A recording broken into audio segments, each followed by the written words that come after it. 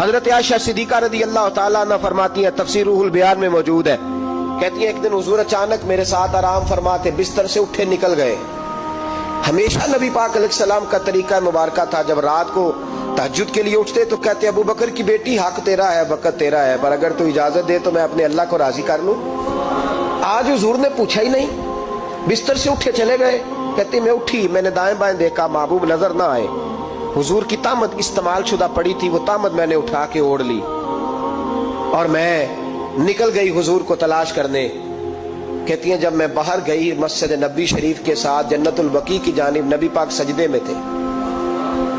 کہتی ہیں میں گئی، تھوڑی دیر کھڑی ہوئی، حضور نے آہٹ سنی تو پوچھا تو کون ہے؟ میں نے کہا میں عائشہ ہوں۔ تو محبوب نے فرمایا یہ عائشہ کون ہے؟ میں نے کہا یا رسول اللہ میں آپ کی زوجہ ہوں۔ فرمایا زوجہ کیا ہوتی ہے؟ یا رسول اللہ میں ابو بکر کی بیٹی۔ تو نبی پاک نے فرمایا یہ ابو بکر کون ہے؟ حضرت عائشہ کہتی ہیں میرا کلیجہ پھٹنے کو آیا، میں وہاں سے پریشان حال واپس آئی۔ جب میں گئی تھی تب بھی ہلکی ہلکی بارش تھی، واپس لوٹی تو پھر بھی ہلکے ہلکے قطرے بارش کے گر رہے تھے۔ میں آ کے ہامتی کامتی بیٹھ گئی، تھوڑی دیر گزری تو نبی پاک تشریف لے آئے۔ تو حضور صلی اللہ تعالیٰ علیہ وسلم نے مجھے پریشان دیکھا تو کہا عائشہ کیا ہوا؟ کہا حضور آج وہ ہوا ہے جو کبھی نہیں ہوا۔ یا رسول اللہ میں پریشان ہو گئی۔ حضور عجیب بات ہے، میں گئی ہوں، آپ نے پوچھا کون ہے تو میں نے کہا میں عائشہ کا۔ عائشہ کون؟ آپ کی زوجہ۔ فرمایا زوجہ کون؟ ابو بکر کی بیٹی کا۔ ابو بکر کون؟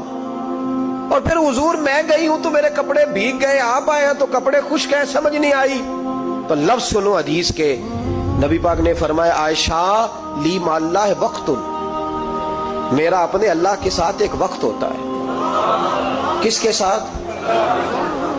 آج میرا دوستوں کے ساتھ وقت ہے، آج میرا گھومنے کا وقت ہے، آج میرا خوش گپیوں کا وقت ہے، آج میرا سیاحت کا وقت ہے، آج میرا پکنک کا وقت ہے۔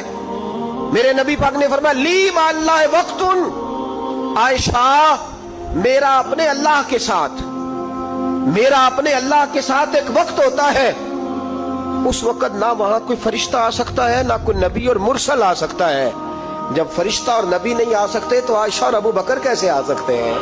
تو کہا یا رسول اللہ پھر وہاں ہوتا کون ہے؟ تو حضور فرمانے لگے ایک میں ہوتا ہوں، دوسرا میرا رب ہوتا ہے، تیسرا کوئی موجود نہیں ہوتا۔ امت کو درس دیا، اس میں تو اپنے گناہوں کی معافی چاہے۔ اعلیٰ حضرت کے والد گرامی سے کسی نے پوچھا، مولانا نقی علی خان صاحب سے، کہ حضرت جی فرعون 500 سال ہی حکومت کر گیا، 500 سال ہی حکومت کر گیا، اللہ کا مقابلہ کرنے والا پکا کافر بے ایمان۔ تو آپ فرمانے لگے ملا رومی کی وہ کتاب پڑھو مثنوی، جس میں انہوں نے لکھا ہے کہ جب ساری دنیا سو جاتی تھی تو فرعون اٹھ کے مصلے پہ بیٹھتا تھا، کہتا تھا یا اللہ معاف کر دے، رب تو ہی ہے، گناہگار بڑا ہوں پر مہربانی کر۔ روز معافیاں مانگتا تھا تو رب کریم کی قدرت نے مہلت دی کہ روز توبہ کرتا ہے، چلو ایک دن سچی بھی کاری جائے تو اچھا ہے۔ اللہ نے مہلت دی، اور میرے بھائی اگر تو روز رات مصلے پہ بیٹھے تو تجھے مہلت ملے، عذاب نہ آئے۔ اگر تو اپنے رب کے ساتھ تنہائی کرے تو اللہ تجھے مہلت دے، سزا نہ دے۔ لیکن ہم یہ وقت نکالتے ہی نہیں، اللہ کے ساتھ میت کا ہمارا مزاج ہی نہیں۔ ترمذی شریف میں نبی پاک علیہ السلام نے فرمایا ہے دنیا داروں کو دکھڑے نہ سنایا کر، مالداروں کے سامنے رونے نہ رویا کر، یہ تجھے کیا دے سکتے؟ تو اٹھ کے جائے گا تو کہیں گے محنت کرتا نہیں، روز مانگنے آ جاتا ہے۔ دنیا داروں کو دکھڑے نہ سنا، پر میں دکھ سنا تو اپنے رب کو سنا، اللہ والوں کو سنا، اللہ کے نبی کو سنا۔ اس سے مراد یہ سارے کہا دکھڑے اپنے رب کو سنا۔